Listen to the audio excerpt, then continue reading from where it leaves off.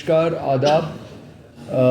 ये यहाँ पे एक 16 मेंबर डेलीगेशन पूरे हिंदुस्तान से आया है और इसका थीम है अंडरस्टैंडिंग लद्दाख।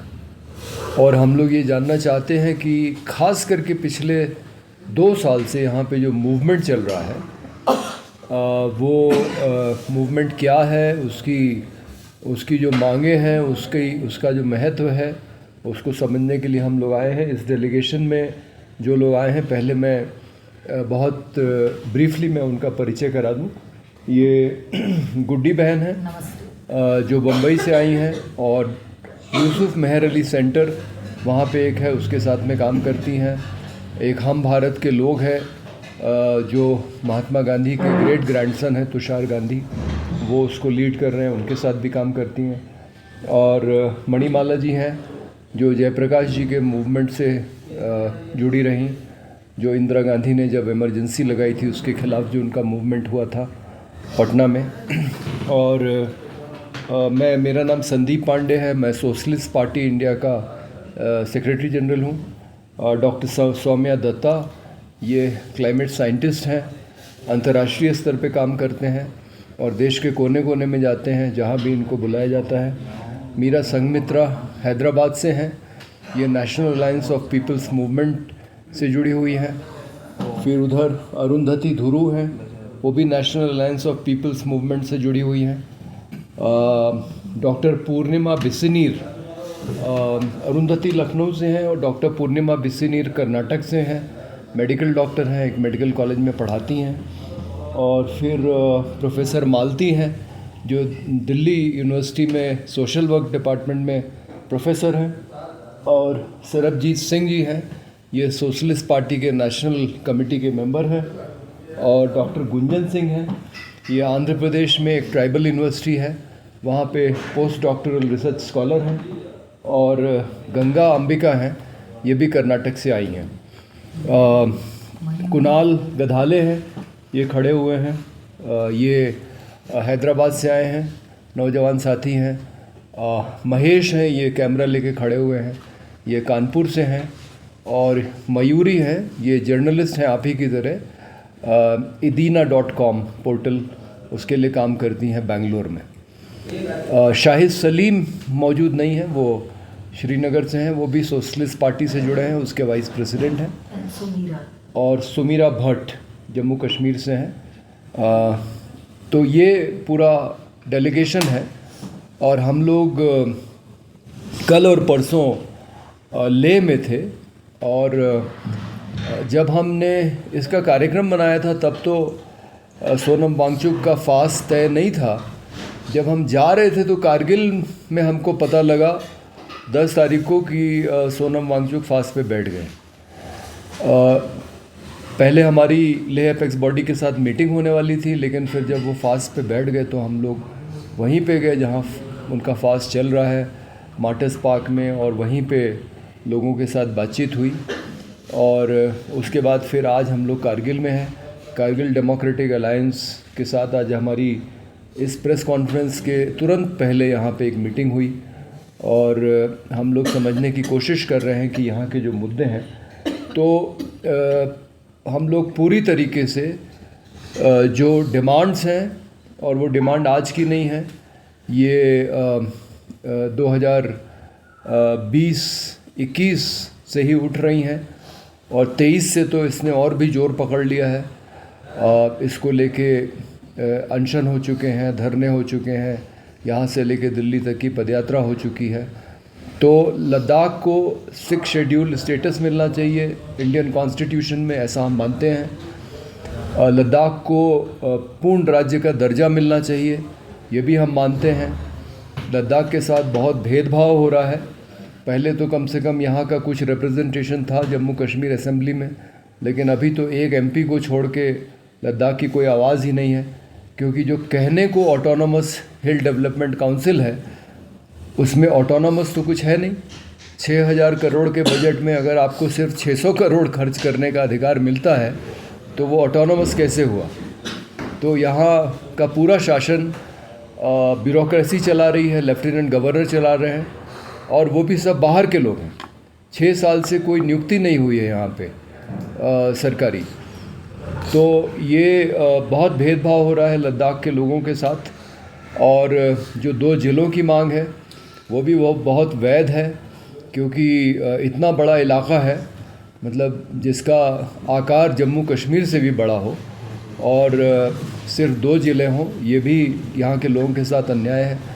और चौथी बात जो पब्लिक सर्विस कमीशन की है वो जायज़ है कि जैसा मैंने कहा, आज यहाँ जो मीटिंग हुई उसमें हमें नौजवान बता रहे हैं कि वो BHU से, लखनऊ से PhD करके आ रहे हैं और यहाँ पे उनको नौकरियाँ नहीं मिल रही हैं, और बाहर के लोगों को जो उनसे कम क्वालिफाइड हैं उनको नौकरियाँ दी जा रही हैं।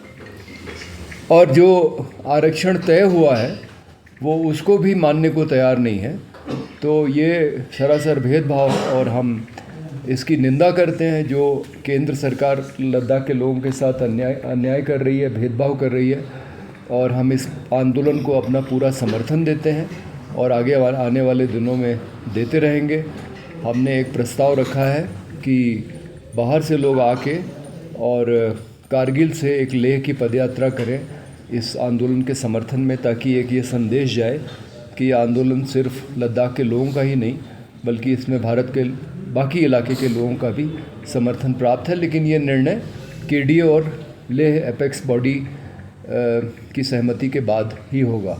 बस एक छोटी सी चीज़ मैं कहूँगा, परसों जो प्रेस कॉन्फ्रेंस हमने की लेह में, तो कल BJP ने प्रेस कॉन्फ्रेंस करके ये कहा है कि हम जो कर रहे हैं वो हम लोग तो पहले से ही 370 हटाने का विरोध कर रहे थे।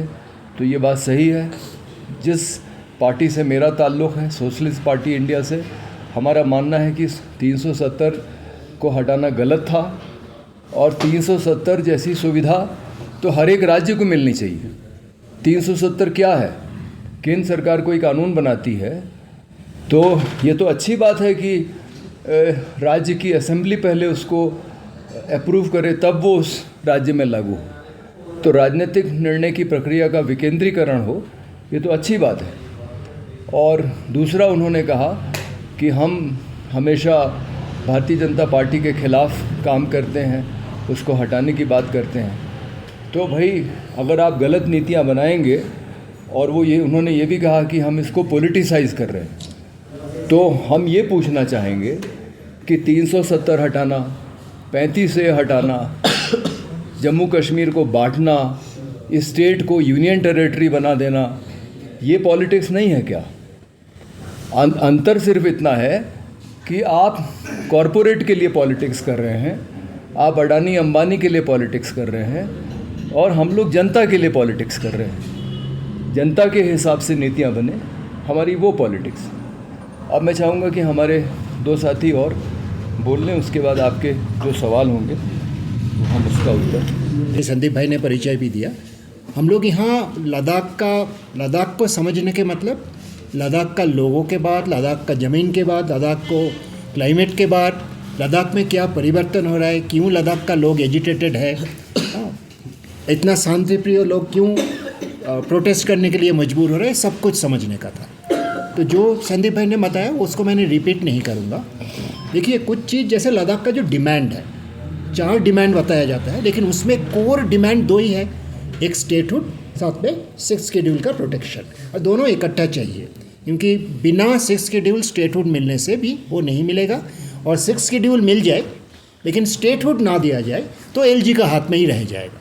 तो इसीलिए ये दोनों कोर डिमांड है, और यदि दोनों मिले तो बाकी जो एम्प्लॉयमेंट किस टाइप का इंडस्ट्री आएगा, किस टाइप का टूरिज़्म यहाँ प्रमोट किया जाएगा, हाँ, वो लोकल लोग बेस्ड, होम बेस्ड बा लोकल इंडस्ट्रियल बेस्ड होगा कि बड़े कॉरपोरेट घराना का ज़्यादा, ये सारे तब एक हाथ में कंट्रोल रहेगा। इसलिए मुझे लगता है ये दोनों कोर डिमांड है, और ये हाईली जस्टिफाइड है, क्योंकि ऐसे भी नहीं है जो बहुत सारे जगह में इसको कहीं नहीं मिला। भारत में, उत्तर पूर्व भारत में आप देखें सिमिलर कंडीशन में, क्योंकि वो स्पेशल काइंड ऑफ स्टेट है, बॉर्डर एरियाज़ में है, उनमें ट्रेडिशनल गवर्नेंस, कल्चरल आदिवासी ज़्यादा है। इसी ग्राउंड में उनको 6 शेड्यूल का प्रोटेक्शन दिया गया है, वो स्टेट भी है। सिक्किम जैसे राज्य है, बहुत छोटा है, आप लद्दाख में 3 लाख से थोड़ा ऊपर लोग होंगे, सिक्किम में 7 लाख से थोड़ा ऊपर है, तो बहुत ज़्यादा अंतर भी नहीं है। वो भी बहुत क्रिटिकल पोजीशन में बैठा हुआ है। तो ये जो सरकार का तर्क, जो ये बॉर्डर एरिया में है इसीलिए इनको स्टेटहुड नहीं दिया जाएगा, सिक्किम चाइना का बॉर्डर में बैठा हुआ है, तो सिक्किम कैसे स्टेट बन सकते हैं, तो ये सारे तर्क झूठा है, ये साफ दिख रहा है, मतलब समझ में आ रहा है। और ये भी है, लद्दाख को अभी जो देखा जा रहा है वो एक एक्सट्रैक्शन का भंडार, मतलब आपके पास ज़मीन बहुत है, आपके पास मिनरल रिसोर्सेस इस एरिया में किया, तो उसको लूटा कैसे जाए इस नज़रिया से देखा जाए। और ये भारत का गणतंत्र के लिए, लोकतंत्र के लिए बहुत खतरा है, क्योंकि भारत में संविधान देश को आधार है। किसी पार्टी का, कोई भी पार्टी हो, वो कांग्रेस हो, बीजेपी हो, आम आदमी हो, किसी पार्टी का आइडियोलॉजी देश का आधार नहीं है। देश एक सोशल कॉन्ट्रैक्ट है, सोशल पॉलिटिकल कॉन्ट्रैक्ट है, जिसको फाउंडेशन है कॉन्स्टिट्यूशन ऑफ इंडिया। और वो कॉन्स्टिट्यूशन इस कंडीशन को देखते हुए ये सारे प्रोविज़न को सही माना, जो आपको इस ढंग का, जहाँ इतनी ज़्यादा 97-98% आदिवासी पॉपुलेशन है, एसटी है, वहाँ उनको इस प्रोटेक्शन मिल जाना चाहिए। सिर्फ उनका आरक्षण नहीं, सिर्फ आरक्षण नहीं, ज़मीन का ऊपर, लोकल गवर्नेंस के ऊपर उनको अधिकार होना चाहिए। और मैंने रिपीट कर रहा हूँ, उत्तर पूर्व भारत में, नॉर्थ ईस्ट में इसी आधार पर 6 शेड्यूल प्रोटेक्शन दिया गया है, स्टेटहुड भी दिया गया है, तो वो बहुत जस्टिफाइड डिमांड है। लास्ट पॉइंट मैं छोटा करते हुए, पिछले कुछ सालों से लद्दाख का क्लाइमेट, पश्चिम हिमालय का, पूरी पश्चिम हिमालय का क्लाइमेट और जो बाकी कंडीशन, नेचुरल कंडीशन बहुत तेज़ी से बदल रहा है। आप जानते हैं इस साल अगस्त में लेह में 10 टाइम्स रेनफॉल हुआ है, जो नॉर्मल रेनफॉल।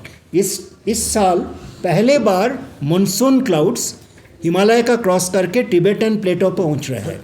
यहाँ का जो local culture, local tradition, local, ये बहुत सारे इसको फास्ट अडॉप्ट करना पड़ेगा। और दिल्ली में बैठ के कोई अधिकारी का हुक्म से या कोई मंत्रालय का सबऑर्डिनेट ऑफिसर का हुक्म से आप यहाँ से खबर ही नहीं पहुँचेगा कि एक्चुअल ज़मीन में क्या परिवर्तन हो रहा है, किस किस्म का एडाप्टेशन, किस किस्म का रेजिलियंस मेज़र यहाँ ज़मीन में ज़रूरत है, ज़मीन में लोग क्या इम्पैक्ट फेस कर रहा है, क्लाइमेट चेंज का, वेदर पैटर्न का, जो उसके लिए यहाँ का ज़मीन एक स्पेशल कैटेगरी है।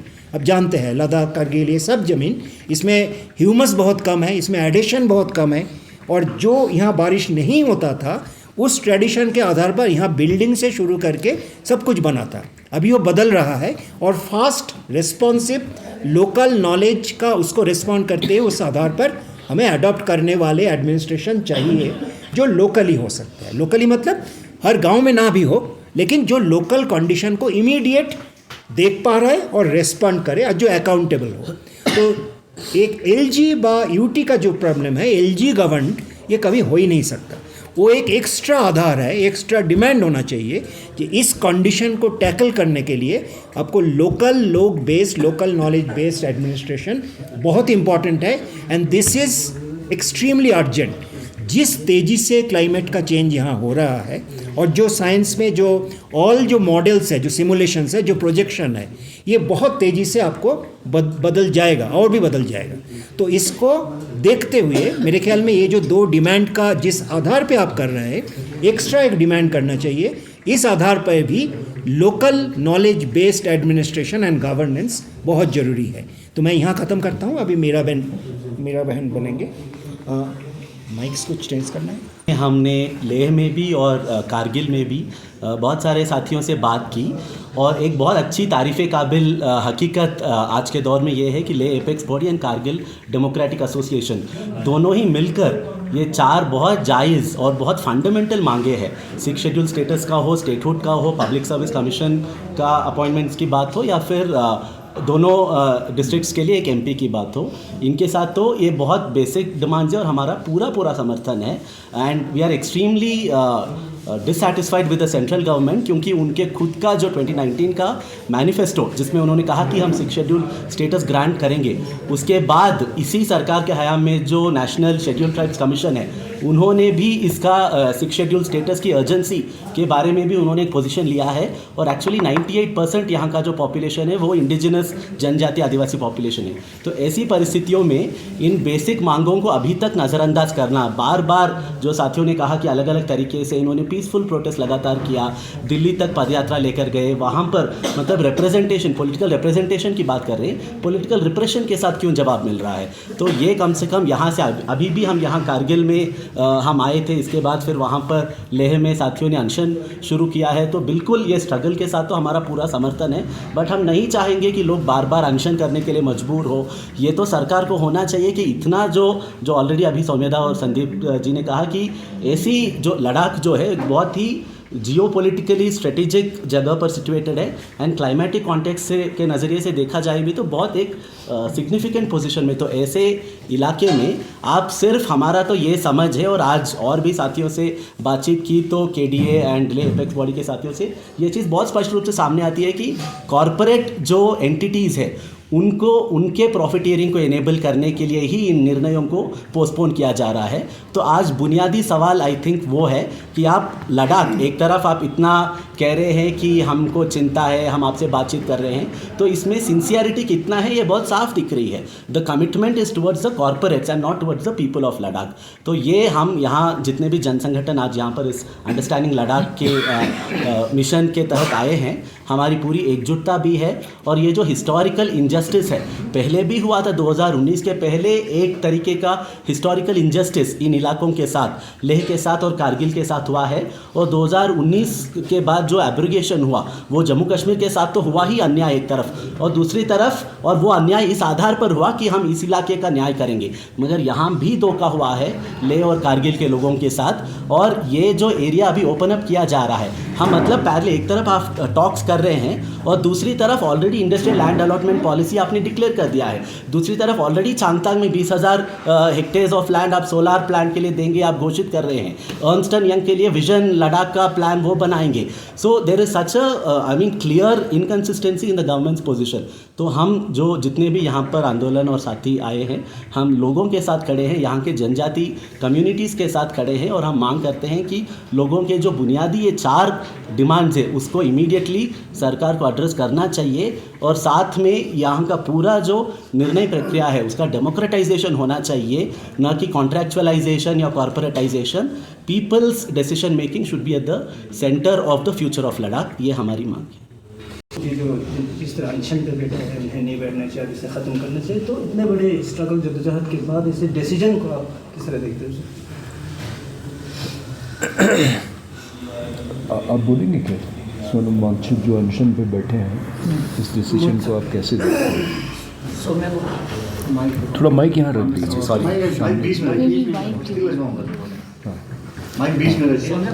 ठीक है, आप बोलेंगे? मणिमाला जी बोलिए। ऐसे निकाल दो। नहीं, इसके साथ रिकॉर्ड होगा जी। उनकी मांगे बिल्कुल जायज़ लगती हैं हमें, जो उन्होंने 4 मांगे उठाई हैं। और ये भी समझ में आ रहा है अपनी भूल कि कई बार हम सरकार की चालबाजियों को नहीं समझते हैं और उसके चक्कर में फंस जाते हैं। कल को उन्होंने समर्थन किया 370 35 हटाने का, और आज समझ में आ रहा है कि इस चंगुल में वो कैसे खुद फंसते जा रहे हैं, यहाँ की पब्लिक कैसे फंसते चली जा रही है। तो कम से कम जब समझ में आए तभी सही है। तो उनके पूरे आंदोलन का तो हम समर्थन करते हैं, जो भी उन्होंने 4 मांगे उठाई है, स्टेटहुड की, 6 शेड्यूल की, रोजगार की, रिजर्वेशन की, वो सारी ज़मीन से जुड़ी हुई डिमांड है और हम उनका समर्थन करते हैं। वैसे हम अभी लद्दाख को समझने की ये शुरुआत है, और बहुत कॉम्प्लिकेटेड मसला है पूरा का पूरा। ये सारी चीज़ें जो हो रही हैं इस दौर में, उसका मुख्य जो असर है और जो सरकार का मुख्य लक्ष्य भी है कि जनता को बिल्कुल कमज़ोर, बेचारा, बेजुबान, बेज़मीन बना करके रख देना, और कॉरपोरेट को एक मजबूत शासक बना देना। तो मैं उस रूप में इन सारी चीज़ों को देख पा रही हूँ। पांडे साहब, जिस तरह से कल भारतीय जनता पार्टी के प्रेस कॉन्फ्रेंस में कहा कि जो सिविल सोसाइटी लद्दाख में बुलाया गया है, लेह के जो माहौल है उसको डिसेबल करने के लिए लायक इस तरह की बातें वो कहते हुए नजर आए, और साथ ही साथ जो आप हैं संदीप कुमार पांडे, आप रूलिंग पार्टी के अगेंस्ट हैं और लेह के अगेंस्ट हैं, इसको आप कैसे देखते हैं? देखिए, मैं रूलिंग पार्टी के अगेंस्ट हूँ, ये तो बात सही है ना। हम कम्युनल पॉलिटिक्स का विरोध करते हैं। हाँ, जब से ये बाबरी मस्जिद को गिरा के और राम मंदिर बनाने का आंदोलन चला रहे हैं, तब से हम इनका विरोध कर रहे हैं। अयोध्या में मेरी गिरफ्तारी हुई है 2 बार इनकी कम्युनल पॉलिटिक्स का विरोध करते हुए। तो हम इनकी जो कम्युनल और जो कॉरपोरेट पॉलिटिक्स है उसका विरोध करते हैं। लेकिन मैं आपको ये बताऊं कि यहाँ जितने लोग बैठे हैं, ये हमारा काम ही है कि जहाँ जहाँ जनता अपने अधिकारों के लिए लड़ रही है देश में, और जनता अगर हमें बुलाती है तो हम जाते हैं। पिछले साल मैं 3 बार मणिपुर गया, क्योंकि मणिपुर में आप देखिए किस तरह से आपके यहाँ, तो मैं कहूँगा कि आप लोग बहुत सौभाग्यशाली हैं कि यहाँ के मुस्लिम और बुद्धिस्ट मिल के लड़ाई लड़ रहे हैं। मणिपुर में तो मैतेई और कुकी एकदम अलग अलग हो गए। ऐसे हो गया है कि मैतेई के ज़िले में कुकी नहीं जा सकता और कुकी के ज़िले में मैते नहीं जा सकता। तो वहाँ भी हमने कोशिश की कि कुछ शांति मार्च वगैरह निकाला जाए। तो जहाँ जहाँ पे संघर्ष होता है हम जाते हैं, क्योंकि हमारी जो हमारा काम करने का जो सिद्धांत है वो ये है कि लोकतंत्र में जनता की ताकत मजबूत होनी चाहिए। अभी जो राजनीति देश में चल रही है उसमें पार्टी और पार्टी के नेता मजबूत होते हैं। हाँ, एक कोई गांव का प्रधान भी बन जाता है तो उसके पास 4 पहिया गाड़ी आ जाती है और जनता वहीं की वहीं रह जाती है। हाँ, तो ये हमारा काम है, ये हमारी पॉलिटिक्स है, ये हमारा सिद्धांत है।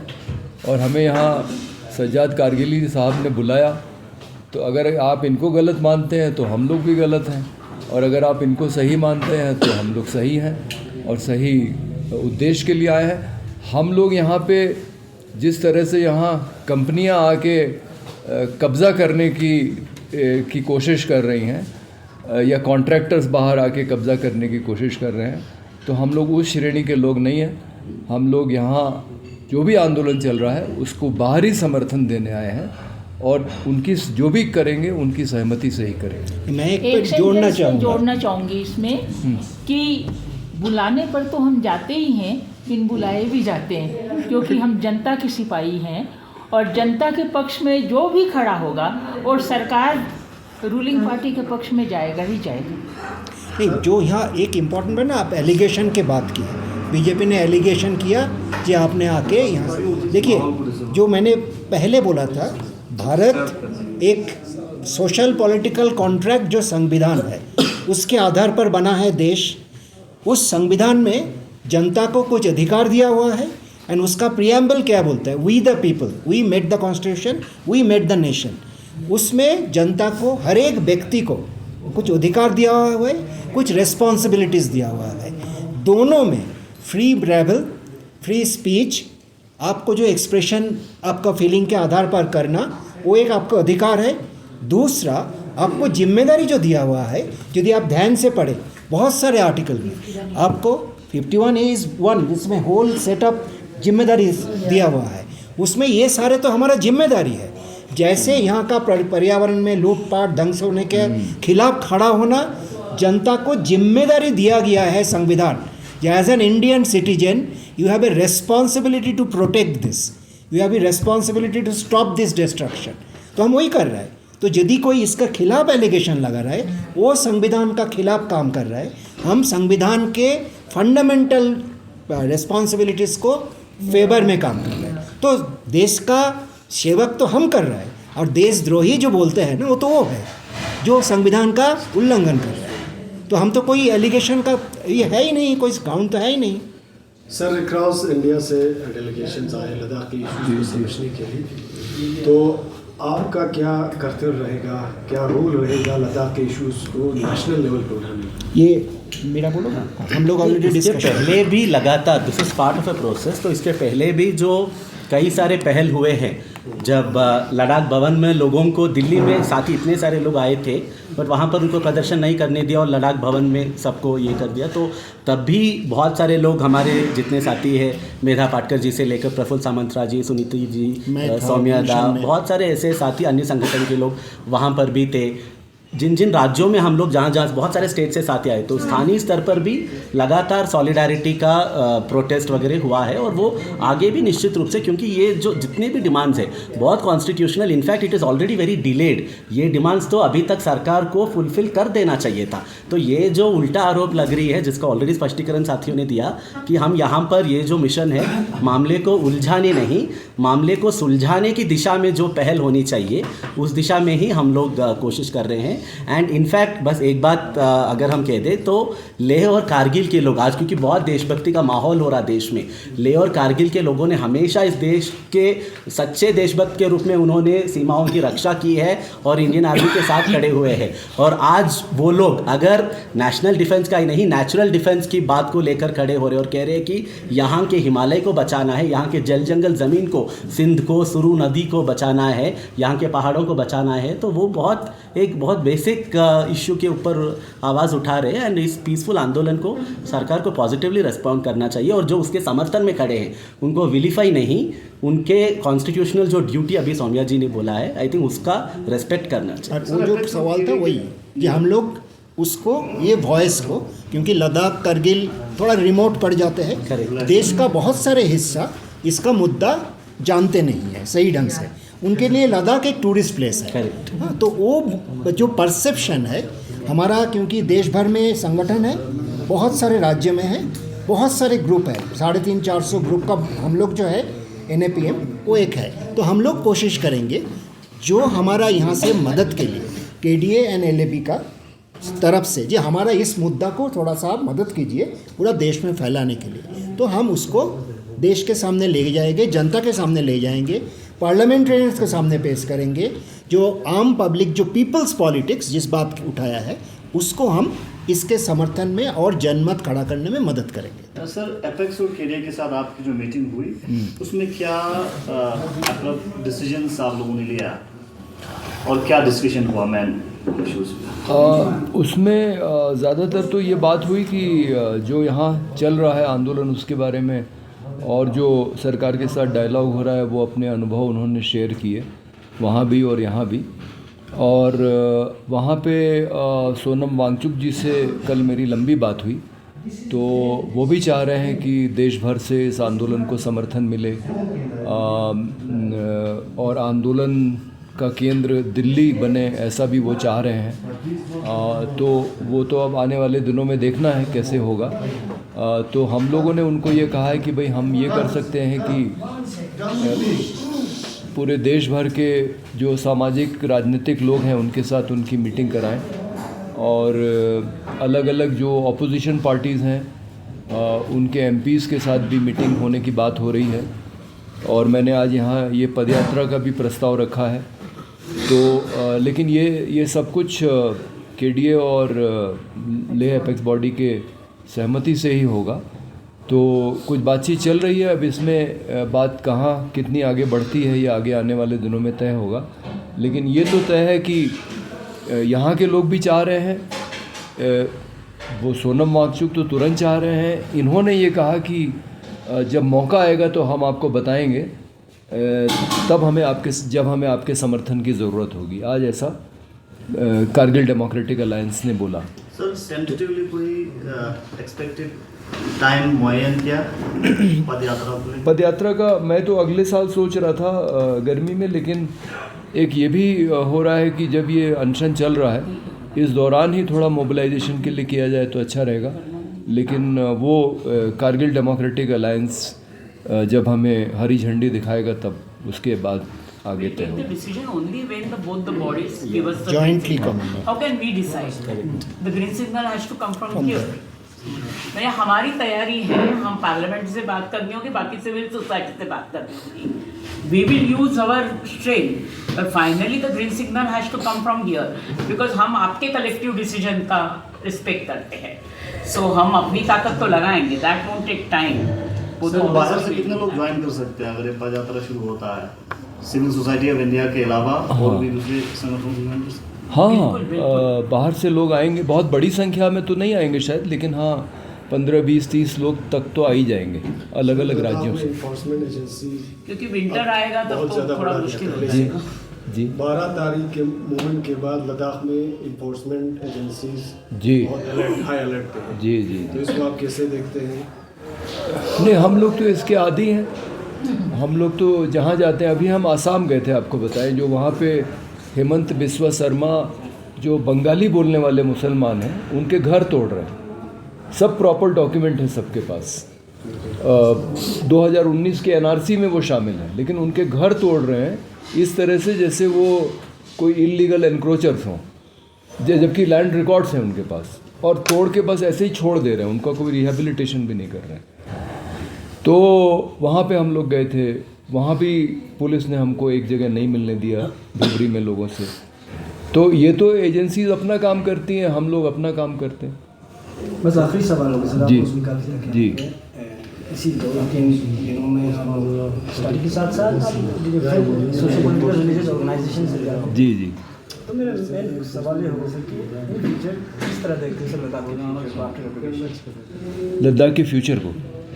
लद्दाख का फ्यूचर हम इस तरह देखते हैं कि लद्दाख भारत का एक पूर्ण राज्य बने, लद्दाख भारत का एक पूर्ण राज्य बने, उसकी स्टेट असेंबली हो, उसका इलेक्टेड चीफ मिनिस्टर हो, उस तरह का नहीं जैसे उमर अब्दुल्ला को इन्होंने बना के रखा है कि वहाँ जब वो चाहते हैं उसको नज़रबंद भी कर लेते हैं।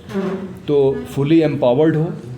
और ये बात मैं फिर से रिपीट करूँगा कि धारा 370 और 35 से जो भी प्रावधान है, वो जो राज्य चाहता है, एक समय सिद्धारामैया जी कर्नाटक के चीफ मिनिस्टर थे, उन्होंने अपना झंडा बना लिया था। नागालैंड के लोग अभी भी इस समय NSCN-IM संगठन जो है वो सरकार के साथ बातचीत कर रहा है अपना अलग कॉन्स्टिट्यूशन और अलग झंडे की मांग को लेके। तो एक फेडरल स्ट्रक्चर में, जो कि हमारा देश है, यूनियन ऑफ स्टेट्स है ना, संविधान में देखेंगे तो स्टेट को राइट होना चाहिए कि वो जो फैसला लेना चाहे वो ले सकता है। तमिलनाडु कहता है कि हम 3 लैंग्वेज फार्मूला नहीं फॉलो करेंगे जो भारत के बाकी राज्यों में, हम सिर्फ 2 लैंग्वेज फार्मूला फॉलो करेंगे। तो जैसा राज्य को ठीक लगता है अपने हित में, वो उसका पूरा अधिकार है, और वैसा अधिकार लद्दाख को मिलना चाहिए। और हम ये भी चाहते हैं कि लद्दाख एक खुशहाल, शक्ति संपन्न राज्य बने, जहाँ का आम नागरिक शिक्षा, स्वास्थ्य, रोजगार सबके बारे में अपना फैसला कर सके और हासिल कर सके। एक छोटा सा एक अंतिम बात बहुत महत्वपूर्ण है जो सज्जाद भाई कल से कह रहे हैं कि देखिए, ये लद्दाख एक ऐसा राज्य है जिसकी सीमाएं पाकिस्तान और चीन दोनों से मिलती हैं, और हमारी जो फॉरेन पॉलिसी है वो बड़ी अजीब है कि पहलगाम होता है, फिर हम लड़ाई लड़ते हैं, अमेरिका के कहने पे लड़ाई रोक भी देते हैं, और हम फिर अमेरिका जब कहता है तो हम उसको डिनाई करते हैं, हम कहते हैं कि नहीं, हमने आपस में बातचीत करके लड़ाई बंद की। लेकिन जब हम डेलीगेशन भेजते हैं तो हम पाकिस्तान को छोड़ के बाकी सारी दुनिया में डेलीगेशन भेजते हैं। तो सोशलिस्ट पार्टी ने पाकिस्तान के प्राइम मिनिस्टर को लिखा है कि एक डेलीगेशन सोशलिस्ट पार्टी भेजेगी, पाकिस्तान से बात करेगी, और जो भी हमारे मसले हैं उनको हम हल करेंगे। और जैसे यूरोपियन यूनियन में एक रिश्ता है सब देशों के बीच में, आज जो देश आज से 100 साल पहले लड़ाई लड़ते थे, तो ये बड़ी अजीब बात है कि पाकिस्तान के साथ सारे हमने अपने संबंध ख़त्म करके रखे हुए हैं, ट्रेड बंद है, आना जाना बंद है, और हाँ, वो कमर्शियल कारणों से मैच ज़रूर खेल लेते हैं, और चीन को भी हम दुश्मन मानते हैं, उसने हमारी ज़मीन पे कब्ज़ा किया हुआ है, हमारे सैनिकों को गलवान में मारा। तो ये बहुत ज़रूरी है कि हम अपनी फॉरेन पॉलिसी को ठीक करें, और हम लोग तिब्बत की आज़ादी के भी समर्थन में हैं। तिब्बत की आज़ादी का एक आंदोलन चल रहा है, उतना तेज़ नहीं चल रहा है जितना फ़िलिस्तीन में चल रहा है, लेकिन चल रहा है।